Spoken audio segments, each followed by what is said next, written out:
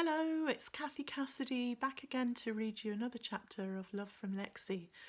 I hope that you're handling the lockdown thing okay today. I hope you're maybe trying to find some good stuff out of all the scary stuff and the worrying stuff.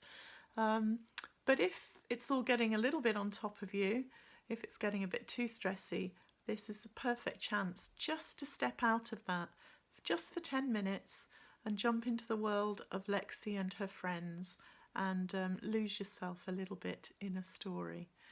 Yeah, and it's really nice to see some of your comments on the YouTube channel as well. People who are liking it or reading it, listening and watching last thing before bed. That really means a lot to me because it's quite weird sitting talking to a camera. Sometimes you feel like you're just talking to yourself, but I'm really, really glad that it's helping people. So thank you for being so awesome.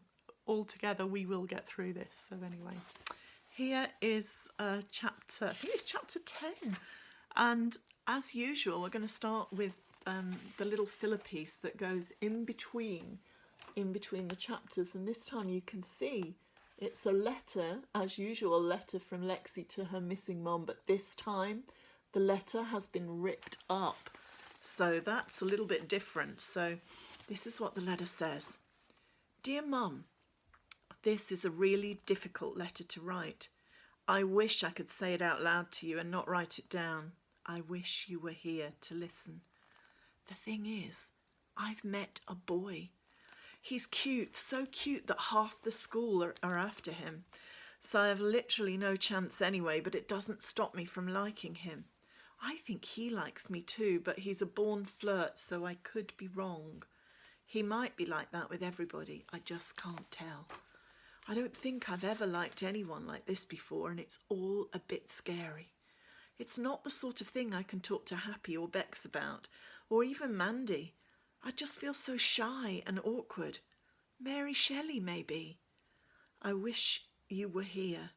I know you'd understand. I know you would. Love from Lexie. So a little bit sad. And yeah, chapter 10 is called Left Behind. Strong feelings? I could pick anything from the last 3 years, but why not be brave and go right back to the day Mum left?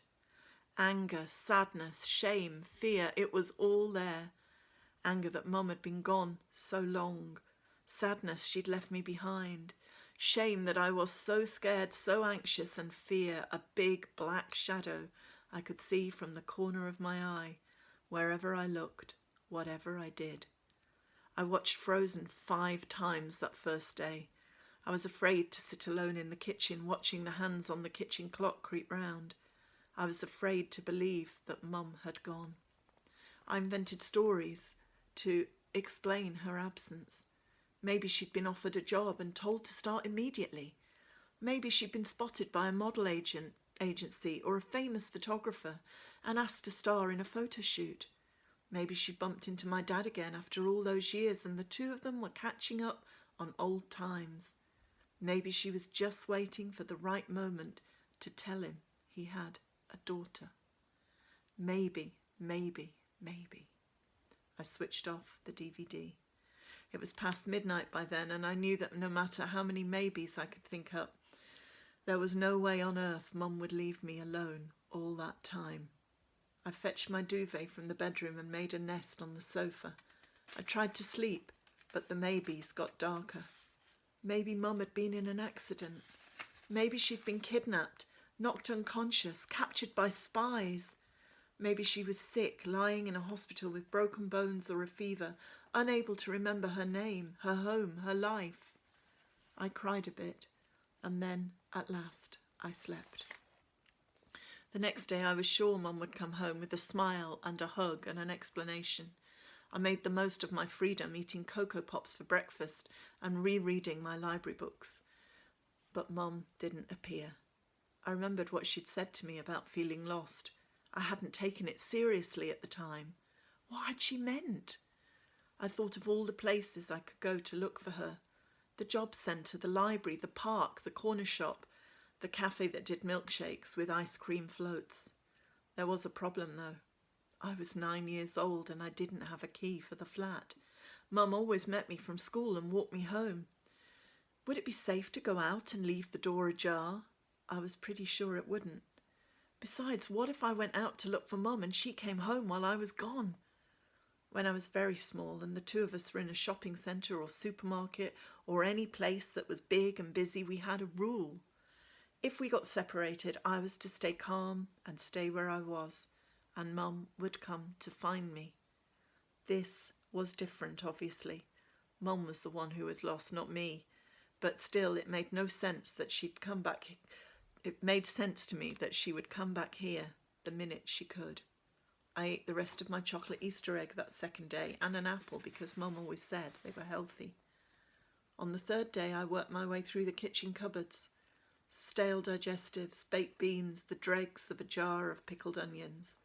I debated going out to knock on one of the other doors on our floor, but Mum always told me not to talk to strangers. There was a bloke who smoked drugs and played his music too loud, and a group of Eastern European guys, a wild-eyed woman who yelled and swore a lot, all sorts of neighbours in the block of flats, and I didn't have the courage to go and talk to any of them. On the fourth day, I found a packet of powdered mousse that you were supposed to mix with milk, but there was no milk, so I mixed it with water and drank it like a sweet, sickly soup. The Easter holidays were over by then, but I'd lost track of time. I was drifting in a fog of loss and pain, and hunger gnawed at my guts, an ache that wouldn't go away. I sat beside the window and gazed out of the flat, looked up at the blue sky and the watery sun, and then down at the concrete playground and the path that led through the estate, covered in broken glass that sparkled like glitter. I thought that if I watched for long enough, my mum might come walking along that path, smiling. She didn't. I remember it all. I cried a lot. I remember wishing I had a mobile phone, money for the electricity meter, food. I remember wondering if anyone would ever find me. In the end, school told social services I wasn't in class and my mum wasn't responding to texts and calls.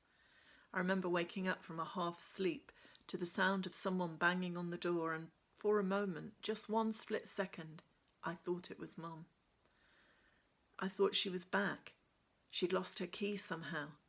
I stumbled across the flat, dragging the duvet behind me, but when I opened the door, it wasn't Mum at all. 2 police officers, a man in a suit and a tired-looking woman who said her name was Josie, were on the doorstep. They asked a million questions about Mum, and when I couldn't answer, they told me to pack some clothes and grab a toothbrush. I was being taken into care. I held on to Muttley, the knitted dog, packed my library books so they wouldn't go overdue, and held on to Josie's hand. I walked out of the flat and into a different world.